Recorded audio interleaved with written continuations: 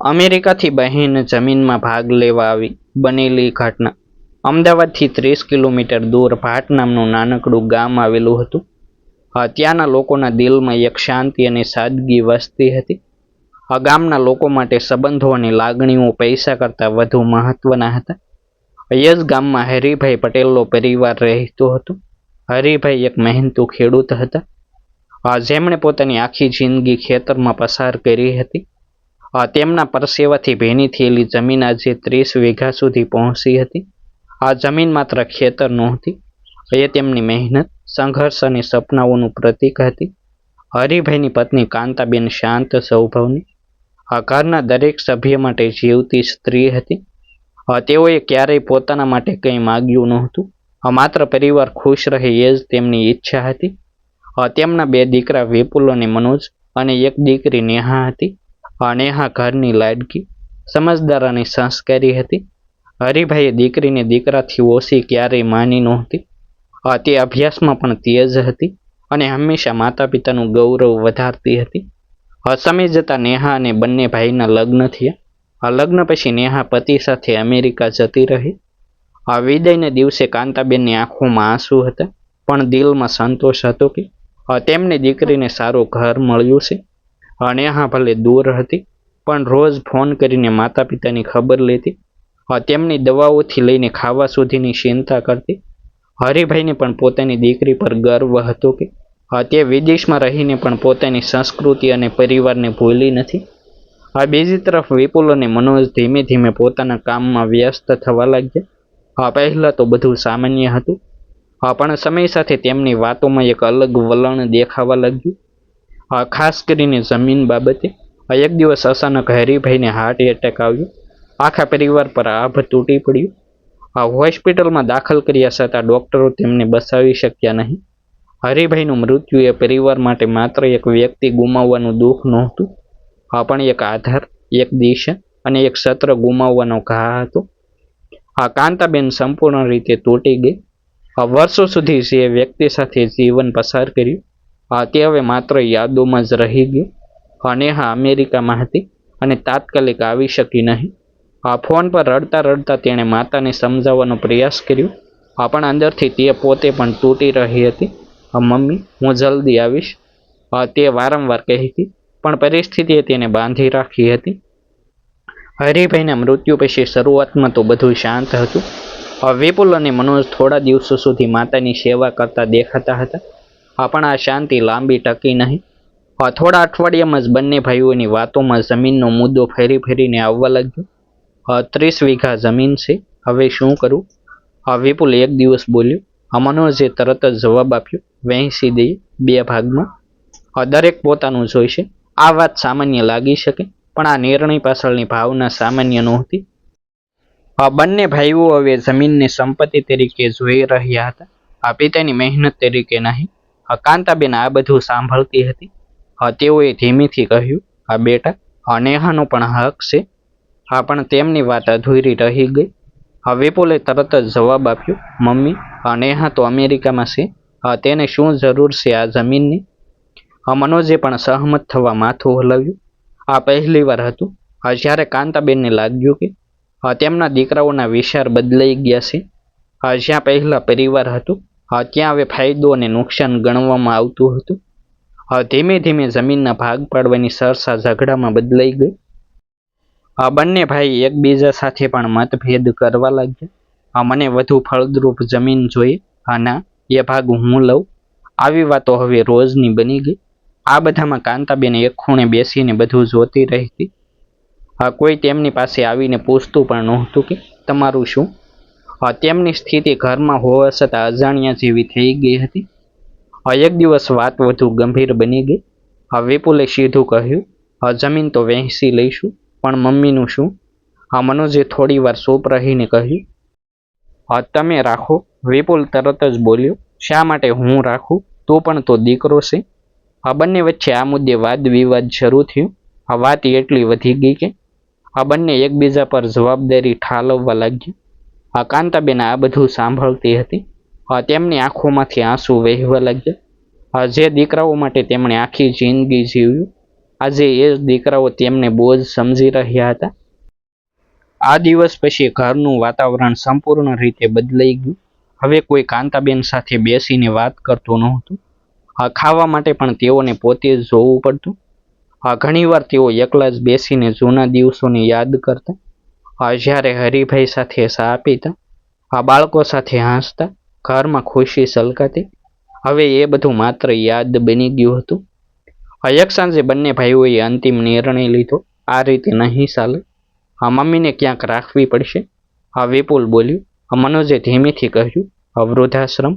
આ શબ્દ સાંભળતા જ કાંતાબેનના હાથમાંથી પાણીનો ગ્લાસ છૂટી ગયો. તેઓ ધીમેથી બોલ્યા, બેટા, મને ક્યાંય ન મોકલો. હું અહીં ખૂણે રહી જઈશ. તમને કંઈ નહીં કહું. તેમના અવાજમાં એટલી વિનંતી હતી કે કોઈ પણનું દિલ પીગળી જાય. પરંતુ અહીં દિલ પહેલેથી જ કઠોર થઈ ચૂક્યા હતા. વિપુલ અને મનોજે એકબીજાની તરફ જોયું અને નિર્ણય પાકો કરી લીધો. આજકાલ બધા જ મૂકે છે, તેમાં શું છે? મનોજ બોલ્યું. કાંતાબેન હવે કંઈ બોલી શક્યા નહીં. તેઓ માત્ર ચૂપચાપ બેસી રહ્યા. તેમના માટે આ ઘર હવે ઘર નહોતું રહ્યું. માત્ર એક જગ્યા બની ગઈ હતી જ્યાં તેઓ અનિચ્છનીય હતા. તે રાત્રે કાંતાબેનને ઊંઘ આવી નહીં. આખી રાત તેઓએ આંખો ખુલ્લી રાખી. દરેક દિવાલ, દરેક ખૂણો તેમની જૂની યાદો અપાવતો હતો. હરિભાઈની હસી, બાળકોના રમકડા, તહેવારોની ખુશી, આ બધું જ આંખો સામે ફરી વળતું હતું. તેઓ વિચારતા રહ્યા, શું ખરેખર હું હવે આ ઘરમાં બોજ બની ગઈ છું? બીજી તરફ દૂર અમેરિકામાં બેઠેલી નેહાને હજુ સુધી આ બધાની ખબર નહોતી. તે હજી પણ રોજની જેમ ફોન કરવાની તૈયારીમાં હતી. ભાટ ગામમાં બીજા દિવસે સવાર સામાન્ય જેવી ઉગતી લાગી. પરંતુ કાંતાબેન માટે એ સવાર જીવનની સૌથી ભારે સવાર હતી. આકાશમાં સૂરજ ઉગ્યો હતો, પણ તેમના મનમાં અંધકાર છવાયેલો હતો. ઘરમાં શાંતિ હતી, પરંતુ એ શાંતિમાં એક અજાણી ઠંડક હતી જે માત્ર એકલતાની સાક્ષી આપતી હતી. વિપુલ અને મનોજે નક્કી કરી લીધું હતું કે આજે કાંતાબેનને વૃદ્ધાશ્રમમાં મૂકવા જશે. કોઈ ખાસ ચર્ચા, કોઈ લાગણીભરી વિદાય, કંઈ જ નહોતું. માત્ર એક કઠોર નિર્ણય જેને અમલમાં મૂકવાનો સમય આવી ગયો હતો. કાંતાબેન ધીમે ધીમે પોતાના કપડાં ગોઠવતા હતા. એક નાનો થેલો જેમાં તેમની આખી જિંદગી સમાઈ ગઈ હતી. 2-3 સાડીઓ, થોડા જૂના ફોટોગ્રાફ્સ, હરિભાઈની એક જૂની ઘડિયાળ જે તેઓએ ક્યારેય છોડી નહોતી. દરેક વસ્તુને હાથમાં લેતા તેમની આંખો ભીની થઈ જતી. એ ઘડિયાળને સ્પર્શ કરતા તેઓ ધીમેથી બોલ્યા, જુઓ હરી, આજે તમારા વગર હું ક્યાં જઈ રહી છું? પરંતુ આ અવાજ સાંભળવા માટે હવે હરિભાઈ નહોતા. બપોર સુધીમાં વિપુલ કાર લઈને તૈયાર હતું. મનોજ પણ બહાર ઊભો હતો. કોઈએ કાંતાબેનને પૂછ્યું નહીં કે તેઓ તૈયાર છે કે નહીં. માત્ર વિપુલે અંદર આવીને કહ્યું, મમ્મી ચાલો, મોડું થઈ રહ્યું છે. આ શબ્દોમાં કોઈ લાગણી નહોતી, માત્ર ફરજનો ભાર હતો. કાંતાબેન ધીમે ધીમે ઊભા થયા. ઘરના દરવાજા તરફ વધ્યા. બહાર નીકળતા પહેલા તેઓએ એકવાર આખા ઘરને જોયું. એ ઘર જ્યાં તેમણે જીવનના સોનેરી વર્ષો વિતાવ્યા હતા. આજે એ જ ઘર તેમને પરાયું લાગી રહ્યું હતું. કારમાં બેસતા તેમની આંખોમાંથી આંસુ વહેતા હતા. રસ્તો લાંબો નહોતો, પરંતુ દરેક મિનિટ તેમને એક યુગ જેવી લાગી રહી હતી. કોઈએ વાત નહોતી કરી. કારમાં માત્ર શાંતિ હતી અને કાંતાબેનના હળવા રડવાનો અવાજ. થોડા સમય પછી કાર એક મોટા દરવાજા સામે ઊભી રહી. ઉપર લખેલું હતું, શાંતિ વૃદ્ધાશ્રમ. આ નામ વાંચતા જ કાંતાબેનના દિલમાં એક ઝાટકો લાગ્યો. શાંતિ, પરંતુ અહીં તેમને શાંતિ મળશે કે વધુ દુઃખ? એ પ્રશ્ન તેમના મનમાં ગુંજી રહ્યો હતો. વિપુલ અને મનોજ તેમને અંદર લઈ ગયા. ત્યાં કેટલાક વૃદ્ધ લોકો બેસેલા હતા. કોઈ એકલા, કોઈ વિચારમાં ખોવાયેલા, કોઈ પોતાના ભૂતકાળની યાદોમાં ડૂબેલા. દરેકના ચહેરા પર એક સામાન્ય વાત હતી, એકલતા. મેનેજરે જરૂરી ફોર્માલિટી પૂરી કરી. નામ કાંતાબેન હરિભાઈ પટેલ. વિપુલે જવાબ આપ્યો. આ પ્રક્રિયામાં પણ કાંતાબેન માત્ર એક નામ બની ગયા હતા, એક વ્યક્તિ નહીં. આ બધું પૂરું થયા પછી વિપુલ બોલ્યું, મમ્મી, તમે અહીં સારી રીતે રહેજો, અમે મળવા આવતા રહીશું. આ શબ્દોમાં વિશ્વાસ ઓછો અને ઔપચારિકતા વધુ હતી. કાંતાબેન માત્ર તેમને જોઈ રહ્યા. તેઓ કંઈ બોલી શક્યા નહીં. માત્ર તેમની આંખો બધું કહી રહી હતી. વિપુલ અને મનોજ પાસા વળી ગયા. કાંતાબેન ત્યાં ઊભા રહ્યા, જ્યાંથી હવે તેમને એક નવા જીવનની શરૂઆત કરવી હતી. તેઓ ધીમે ધીમે અંદર ગયા, એક ખાલી ખુરશી પર બેસી ગયા. આસપાસના લોકો તેમને જોઈ રહ્યા હતા, જાણે દરેકને તેમની કહાની સમજાઈ ગઈ હોય. એક વૃદ્ધ મહિલા તેમની પાસે આવી અને ધીમેથી પૂછ્યું, નવા આવ્યા છો? કાંતાબેને માત્ર માથું હલાવ્યું. ચિંતા ન કરો, અહીં બધાની કહાની એક જેવી છે, એ મહિલાએ કહ્યું. આ શબ્દો સાંભળતા કાંતાબેનનું દિલ વધુ તૂટી ગયું. દિવસો પસાર થવા લાગ્યા. વૃદ્ધાશ્રમમાં દરેક દિવસ એક સરખો હતો. સવારમાં ચા, પછી ભોજન, અને બાકીના સમય યાદોમાં ખોવાઈ જવાનો. કાંતાબેન ઘણીવાર એક ખૂણે બેસીને હરિભાઈની ઘડિયાળ હાથમાં લઈને વાતો કરતા. તમે હોત તો આવું થતું. તેઓ પોતાના મનમાં પ્રશ્ન પૂછતા, કોઈ જવાબ નહોતો. એક દિવસ તેઓએ નેહાને ફોન કરવાનો પ્રયાસ કર્યો. હાથ કંપી રહ્યા હતા, પણ અંતે કોલ લાગ્યો. Hello mummy. નેહાનો ખુશ અવાજ સાંભળતા જ કાંતાબેન રડી પડ્યા. શું થયું મમ્મી? નેહા ગભરાઈ ગઈ. કાંતાબેન કંઈ કહી શક્યા નહીં, પરંતુ તેમના રડવાના અવાજે બધું કહી દીધું. થોડા સમય પછી તેમણે ધીમેથી કહ્યું, બેટા, હું હવે ઘરમાં નથી. આ શબ્દો સાંભળતા જ નેહા શોકમાં ડૂબી ગઈ. શું? તમે ક્યાં છો? તેણે ઉતાવળમાં પૂછ્યું. વૃદ્ધાશ્રમમાં. કાંતાબેનનો અવાજ તૂટી રહ્યો હતો. નેહાના હાથમાંથી ફોન સરકી ગયો. તેની આંખોમાંથી આંસુ વહેવા લાગ્યા. તેને વિશ્વાસ નહોતો થઈ રહ્યો કે તેના પોતાના ભાઈઓએ આ કર્યું છે. આ ગુસ્સો, દુઃખ, અફસોસ, આ બધું એકસાથે તેના મનમાં ઘૂમી રહ્યું હતું. મમ્મી, તમે ચિંતા ન કરો, હું આવી રહી છું, તેણે દ્રઢ અવાજમાં કહ્યું. તે જ રાત્રે નેહાએ અમેરિકાથી અમદાવાદની ફ્લાઇટ બુક કરી. આખી ફ્લાઇટ દરમિયાન તે ઊંઘી શકી નહીં. તેના મનમાં માત્ર એક જ વિચાર હતો, મારી મમ્મી એકલી છે. તેને પોતાની ઉપર પણ ગુસ્સો આવી રહ્યો હતો કે તે પહેલા કેમ ન આવી શકી. દરેક ક્ષણ તેને ભારે લાગી રહી હતી. અમદાવાદ પહોંચતા જ નેહા સીધી શાંતિ વૃદ્ધાશ્રમ પહોંચી. ત્યાં પહોંચીને તેણે આસપાસ જોયું. તેની આંખો ભીની થઈ ગઈ.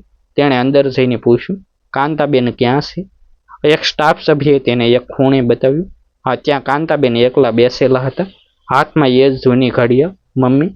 નેહાનો અવાજ સાંભળતા જ કાંતાબેન ચોંકી ગયા. તેમણે ઉપર જોયું અને પોતાની દીકરીની સામે જોઈ. એ ક્ષણે બંને વચ્ચેનું અંતર તૂટી ગયું. નેહા દોડીને પોતાની માતાને ભેટી ગઈ. બંને જોર જોરથી રડવા લાગ્યા. એ રડવામાં દુઃખ પણ હતું, પ્રેમ પણ, અને ફરી મળવાની રાહત પણ.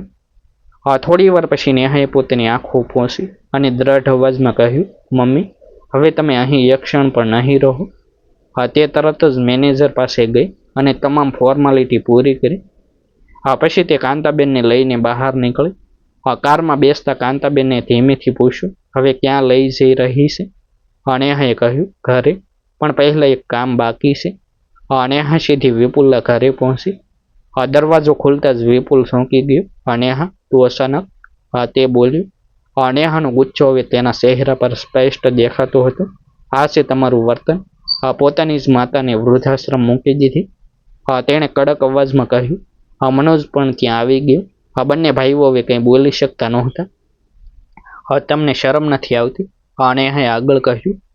જે સ્ત્રીએ તમને જન્મ આપ્યો, ઉછેર્યા, આજે એ જ તમને બોજ લાગી. વિપુલ કંઈ કહેવાનો પ્રયાસ કરતો હતો. નેહા, તું સમજતી નથી. પરંતુ નેહાએ તેને રોકી દીધો. ના, હવે હું બધું સમજું છું. વાતચીત દરમિયાન નેહાને ખબર પડી કે જમીન પણ બંને ભાઈએ પોતપોતાના નામે વહેંચી લીધી હતી. તેમાં તેનો કોઈ હિસ્સો દર્શાવ્યો નહોતો. આ સાંભળતા જ નેહાનો ગુસ્સો વધુ વધી ગયો. તમે માત્ર માતા સાથે નહીં, પણ મારી સાથે પણ છેતરપિંડી કરી છે, તે બોલી. ઘરમાં ભારે તણાવ છવાઈ ગયો. કાંતાબેન શાંતિથી એક ખૂણે ઊભા હતા. તેઓ ઈચ્છતા નહોતા કે આ બાળકો વચ્ચે ઝઘડો થાય, પણ હવે પરિસ્થિતિ હાથ બહાર જઈ રહી હતી. નેહાએ એ રાત્રે જ મનમાં નક્કી કરી લીધું કે હવે વાત માત્ર લાગણીઓથી નહીં, પણ કાયદાથી થશે. બીજા જ દિવસે તે એક જાણીતા વકીલને મળી. તમામ દસ્તાવેજો, જમીનના કાગળો અને પિતાના નામે રહેલી મિલકતની વિગતો તેણે વકીલને આપી. તપાસ કરતા ખબર પડી કે જમીનનું વહેંચાણ કાયદેસર રીતે પૂર્ણ થયું જ નહોતું. દીકરી તરીકે નેહાનો પણ સમાન હક હતો. એટલું જ નહીં, કાંતાબેનના નામે પણ હિસ્સો દાખલ થવો જરૂરી હતો, જે બંને ભાઈઓએ ઇરાદાપૂર્વક અવગણ્યો હતો. વકીલ દ્વારા નોટિસ મોકલતા જ વિપુલ અને મનોજના પગ નીચેની જમીન ખસી ગઈ. ગામમાં પણ આ વાત ફેલાઈ ગઈ. લોકો વચ્ચે ચર્ચા થવા લાગી. જેઓએ પોતાની જ માતાને વૃદ્ધાશ્રમમાં મૂકી હવે બહેન સામે કોર્ટમાં ઊભા રહી છે. સમાજમાં થતા અપમાનથી બંને ભાઈઓ ગભરાઈ ગયા. તેઓએ પ્રથમ વખત પોતાની કરેલી ભૂલનો ભાર અનુભવ્યો. કેટલાક દિવસો પછી બંને ભાઈઓ નેહાને મળવા આવ્યા. તેમના ચહેરા પર ગર્વ નહીં પણ પસ્તાવો હતો.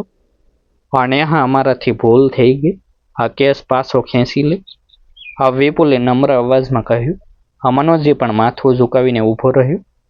નેહા શાંત હતી, પરંતુ તેની આંખોમાં દ્રઢતા સ્પષ્ટ દેખાતી હતી. તે ધીમેથી બોલી, અમારે જમીન માટે લડવું નથી પણ ન્યાય માટે લડવું છે. આ શબ્દો સાંભળતા બંને ભાઈઓ ચૂપ થઈ ગયા. નેહાએ આગળ કહ્યું, મારો હિસ્સો હું મારા નામે નહીં રાખું, હું એ મમ્મીના નામે ટ્રાન્સફર કરીશ. કાંતાબેન આ સાંભળીને આશ્ચર્યમાં પડી ગયા. પણ એક શરત છે, નેહાએ કડક અવાજમાં કહ્યું. મમ્મી હવે વૃદ્ધાશ્રમમાં નહીં જાય. તમે બંનેમાંથી કોઈએ તેમને પોતાના ઘરે રાખવી પડશે, સન્માન સાથે, નહીં તો કાનૂની કાર્યવાહી આગળ વધશે. આ શરત બંને ભાઈઓએ તરત જ સ્વીકારી લીધી. હવે તેમના માટે કોઈ બીજો વિકલ્પ નહોતો. પરંતુ આ વખતે નિર્ણય મજબૂરીથી નહોતો, તેમાં થોડો પસ્તાવો પણ હતો. થોડા દિવસોમાં જ તમામ કાનૂની પ્રક્રિયા પૂર્ણ થઈ. જમીનનો હિસ્સો કાંતાબેનના નામે થઈ ગયો. કાંતાબેન ફરી પોતાના ઘરમાં પાછા આવ્યા. આ વખતે ઘર એ જ હતું પણ વાતાવરણ બદલાઈ ગયું હતું. વિપુલ અને મનોજની વહુઓ હવે તેમની કાળજી લેતા, તેમની સાથે બેસીને વાત કરતા. કદાચ આ પ્રેમ પહેલા જેવો નિખાલસ નહોતો, પણ તેમાં એક અફસોસ અને સુધારવાની ઈચ્છા ચોક્કસ હતી. અમુક દિવસો પછી નેહા પાસે અમેરિકા જવા તૈયાર થઈ. જવાના પહેલા તેણે પોતાની માતાનો હાથ પકડીને કહ્યું, હવે તમે એકલી નથી. કાંતાબેનની આંખોમાં આંસુ હતા, પરંતુ આ વખતે એ દુઃખના નહીં, સંતોષના હતા. આ આખી ઘટનાએ એક વાત સાબિત કરી, સંપત્તિનો હક માત્ર કાગળ પર નહીં પણ સંબંધોમાં પણ હોવો જોઈએ. જ્યાં લાગણીઓ મરી છે ત્યાં કાયદો જ ન્યાય આપે છે. ડિસ્ક્લેમર: આ વિડીયો એક સત્ય ઘટના પરથી પ્રેરિત છે, પરંતુ તેમાં દર્શાવેલા પાત્રોના નામ, સ્થળ અને કેટલીક પરિસ્થિતિઓ બદલવામાં આવી છે. આ વિડીયોનો ઉદ્દેશ સમાજમાં જાગૃતિ લાવવાનો અને પરિવારના સંબંધોની મહત્વતા દર્શાવવાનો છે. આમાં દર્શાવેલ ઘટનાઓ કોઈ વ્યક્તિ, સમુદાય અથવા સંસ્થા માટે અપમાનજનક નથી. જો કંઈ સમાનતા જોવા મળે તો તે માત્ર સંયોગ માનો. દર્શકોને વિનંતી છે કે આ સ્ટોરીને શૈક્ષણિક અને પ્રેરણાત્મક દ્રષ્ટિકોણથી જોઈ. આભાર. ફરી મળીશું એક નવી સ્ટોરી સાથે. જય હિન્દ, જય ભારત.